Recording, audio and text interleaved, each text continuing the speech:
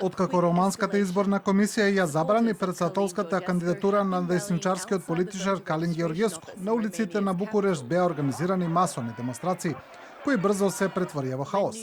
Откако ја дознале одлуката на изборната комисија, приврзаниците на Георгиевску се собрале пред седиштето на комисијата и ги урнале оградите, пошто следеле судени со полицијата.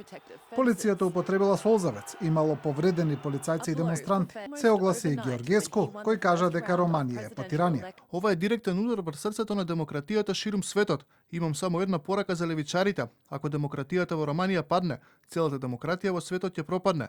Ова е само почеток. Тоа е едноставно. Европа сега е под диктатура, Романија е под тиранија.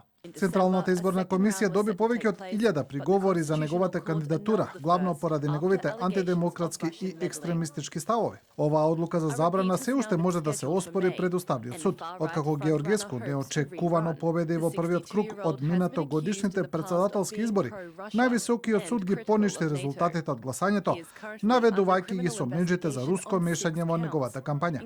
Самиот Георгиевску беше повикан на распит во обвинителството, а против него се води кривична истрага по 6 точки, вклучително и членство во фашистичка организација и пренесување лажни информации за финансирање на кампањата.